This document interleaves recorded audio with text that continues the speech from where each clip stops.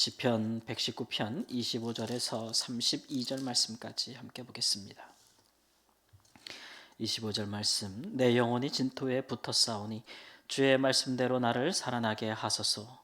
내가 나의 행위를 아뢰매 주께서 내게 응답하셨사오니 주의 율례들을 내게 가르치소서. 나에게 주의 법도들의 길을 깨닫게 하여 주소서. 그리하시면 내가 주의 기이한 일들을 작은 소리로 읊조으리이다. 나의 영혼이 눌림으로 말미암아 녹사오니 주의 말씀대로 나를 세우소서. 거짓 행위를 내게서 떠나게 하시고 주의 법을 내게 은혜로이 베푸소서. 내가 성실한 길을 택하고 주의 규례들을 내 앞에 두었나이다. 내가 주의 증거들에 매달렸사오니 여호와여 내가 수치를 당하지 말게 하소서. 주께서 내 마음을 넓히시면 내가 주의 계명들의 길로 달려가리이다. 아멘. 이 오늘 우리가 읽은 이 성경 본문의 저자는 되게 큰 신앙의 결단을 한 것 같습니다. 어떤 결단이냐면은 내가 이제는 주의 말씀대로 살겠습니다. 하나님의 말씀을 내게 가르쳐 주시옵소서. 이렇게 이제 큰 결심을 한 것이죠. 그러니까 그 전에는 이제 그 하나님의 말씀대로 살지 않았다라는 것을 이야기해주고 있는 것입니다. 그래서 근데 이 사람이 왜 이런 결심을 갑자기 하게 되었는가 보면은 자기가 자기의 영혼의 상태를 볼 때 아주 그 상태가 굉장히 심각하게 느껴졌기 때문에 그렇습니다. 두 가지 묘사로서 그것을 이야기하고 있는데 먼저 25절에 보면 내 영혼이 진토에 붙어 싸우니 이런 말을 했어요.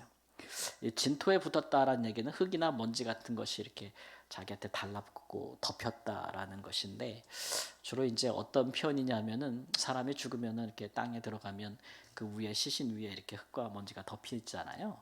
이제 그런 모양새를 묘사하는 겁니다. 그러니까 내가 사실은 내 영혼은 죽은 것과 다를 바가 없다라고 지금 느끼고 있는 것이에요.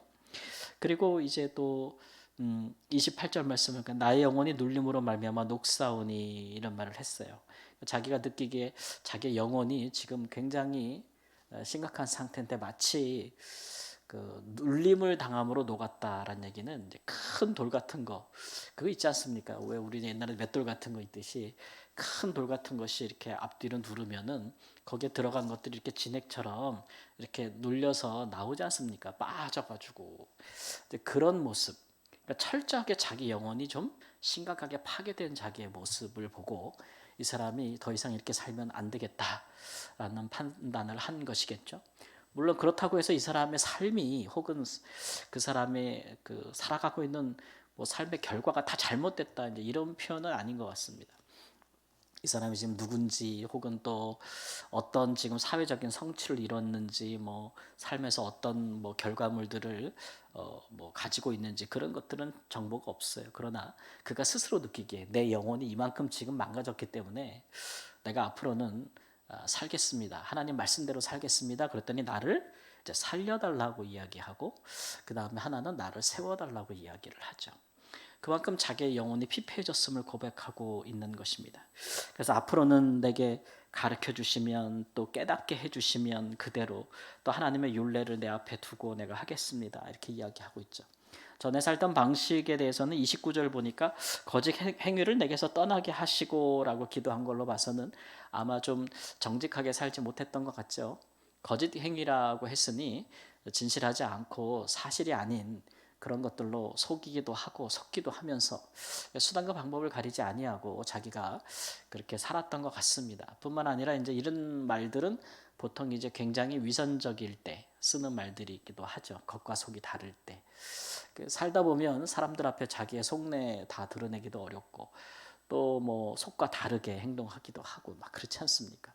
심지어는 커다란 이익을 위해서는 진실을 호도하거나 또 거짓을 말아야 될 때도 있는 것이고 뭐 그런 일들에서 나 이제 그런 거 안 하고 싶다 이렇게 이야기를 하고 있는 걸 볼 수 있죠. 그 다음에 30절 말씀 보니까 앞으로는 내가 성실한 길을 택하겠다라고 했으니 이 사람 또 이렇게 성실한 사람은 아닌가 봐요. 성실하다라는 성경의 표현은 좀 신실하다라는 말도 쓰고 있거든요.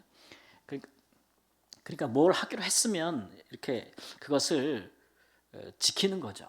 하나님이 성실하시다라는 얘기는 우리를 향해서 그가 항상 신실하시다라는 얘기고, 다윗이 이제 그 장점이 하나님께서 그를 칭찬하신 것이 정직하고 성실하다고 두 가지를 뽑으셨거든요.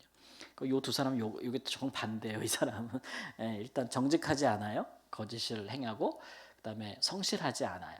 하나님이 다윗이 성실하다고 봤던 것은 이제 하나님 앞에 뭐를 하기로 작정을 하면은 그런 일들을 끝까지 이렇게 하는 그 신실한 모습을 보였다는 건데, 그렇게 안 했다는 거고, 다윗은 잘하거나 잘못하거나 잘못할 때라도 하나님 앞에 거짓이 없었는데 이 사람이 반성하는 모습을 보면 그렇게는 안 산 것 같아요. 그러니까 그런 것들이 그의 삶을 채워서 영혼이 병들었다, 영혼이 죽게 되었다라는 것을 자각한 것이라고 할 수가 있겠습니다. 그래서 이제 31절 말씀 보다 이제부터는 내가 정말 하나님의 말씀에 매달려서 살겠다 라는 아주 굳건한 결심을 한 것이니 아주 잘한 것이고, 누구 말 못되나 늦었다고 생각할 때가 진짜 늦었다고 그렇게 말하는 사람도 있는데, 하여튼간 이렇게라도 결단하면 얼마나 좋은 것입니까, 그죠? 근데 한편으로는 이 사람이 걱정도 있어요. 그게 뭐냐면 31절 뒤에 보면은 여호와여 내가 수치를 당하지 말게 하소서, 이런 걱정과 염려도 커요. 그러니까 지금까지 살아왔던 방식이 아닌 거죠. 자기가 사람들도 자기에 대해서 알고 있는 모습이 있는데, 이제 완전히 내가 새로운 사람으로 살아보겠다, 내가 하나님의 말씀대로 살아보겠다 그랬을 때 그런 것들이 사람들에게 이제 어떻게 비춰지겠냐라는 것들에 대한 걱정이 큰 것 같습니다. 그리고 아까 말씀드렸다시피 수치를 당한다, 부끄러움을 당한다 이런 얘기는 내가 하나님 말씀대로 살았을 때 오히려 사람들한테 더 부끄러운 결과물을 갖고 오면 어떡하겠는가라는 걱정이 있는 거죠. 두 가지 정도로 추측이 되는데, 하나는 하려고 하다가 끝까지 못할 경우에 사람들이 비웃게 될 것에 대한 그것이 있을 것이고, 또 하나는 내가 하나님 말씀대로 살았을 때 내가 정말 좋은 내 삶의 결과물을 낼 수 있을까, 그러니까 다른 사람보다 더 성공할 수 있을까, 뭐 그런 걱정을 또 할 수도 있는 것이죠. 왜냐하면 지금까지 살았을 때 방식이랑 완전히 다른 방식으로 살면, 하나님 말씀대로 살면 내 영혼은 하나님 앞에 살겠다, 그죠? 내 영혼은 잘 되겠다라는 생각은 있지만, 그렇다고 해서 세상에서도 잘 될 수 있을까라는 걱정 또한 앞서는 것도 사실일 것 같습니다. 그래서 하나님께서 그걸 좀 도와달라라는 얘기겠죠. 가다가 포기하지 않게 해달라, 혹은 내가 하나님의 말씀을 따라 살아도 망하지 않게 해달라, 이렇게 좀 간구하는 마음이 있지 않을까 생각합니다.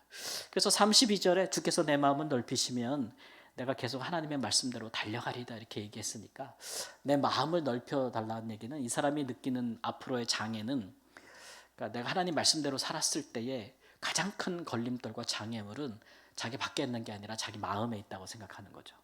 그래서 내가 중간에 포기할까 봐, 내가 지레 겁먹고 내가 그만둘까 봐, 그런 것들이 더 걱정이 되는 모양입니다. 우리도 이제 신앙생활 하다 보면 신앙의 결단을 할 때가 많잖아요. 그래서 뭔가 좀 결심도 하고 흔히 말하는 결단도 하고, 또 결심과 결단을 되게 잘하는 분들도 많아요.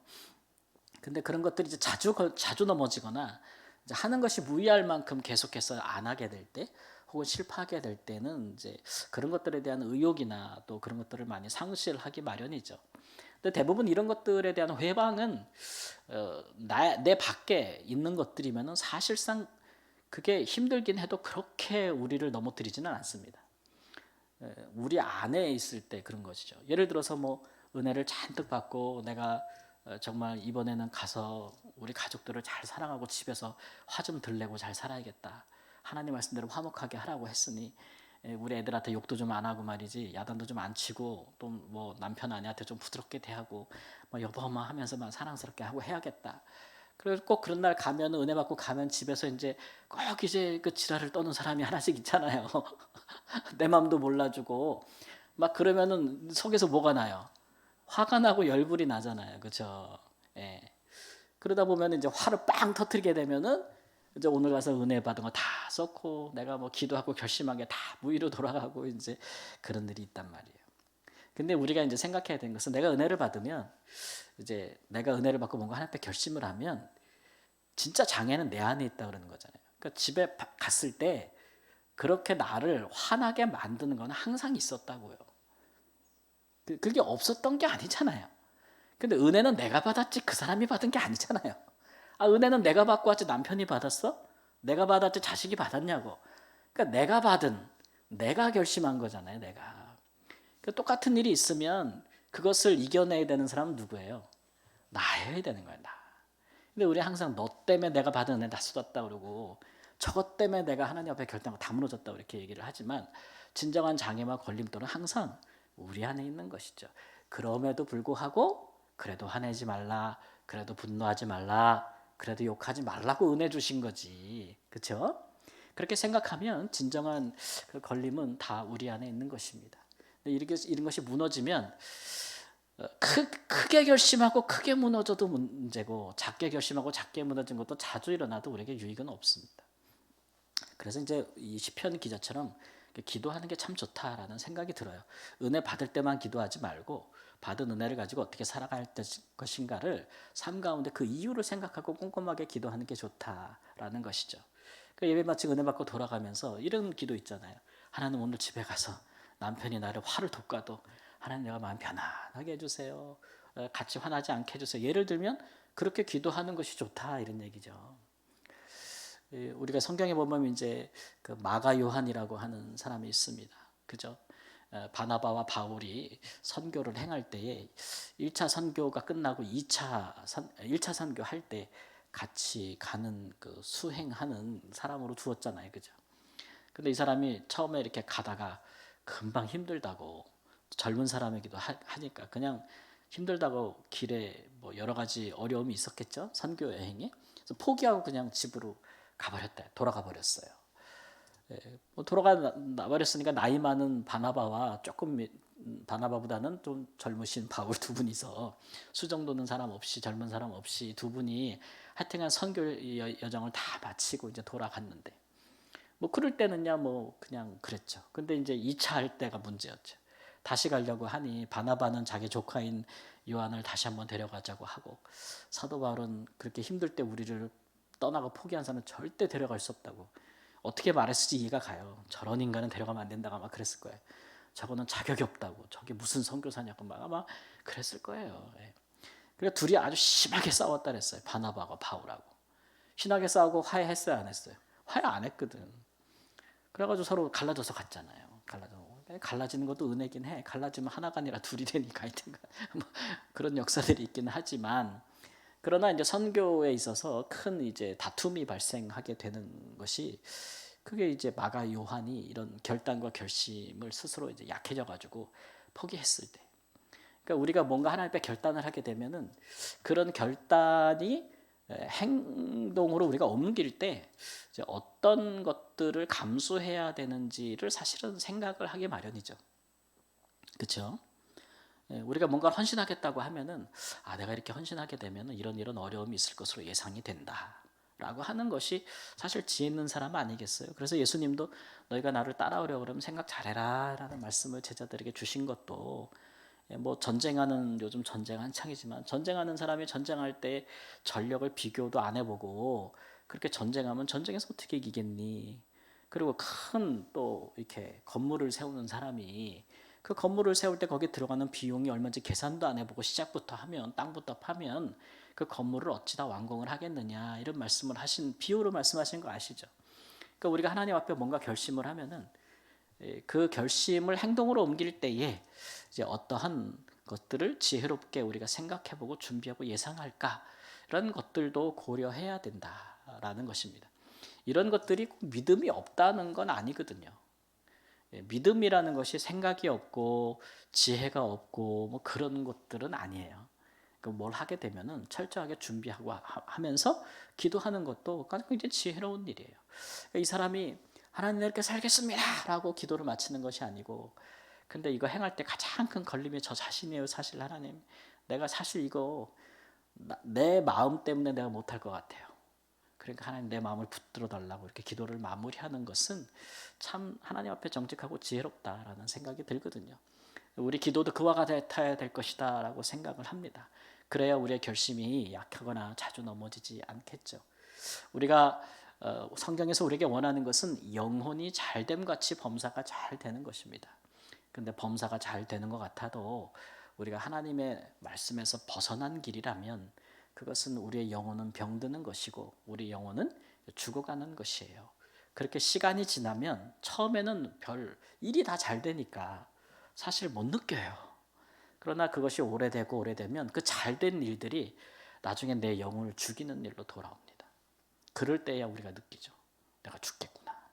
그래서 그렇게 되기보다는 순서를 바로 정해서 일이 잘 돼서 내 영혼이 좋다라고 생각하지 마시고 하나님 앞에서 내 영혼이 잘 살고 잘 세워져야 그리고 나서야 되는 일이 잘 돼야 이것이 복되다라고 생각할 수 있는 은혜가 있기를 우리 주 예수님의 이름으로 축원합니다. 아멘.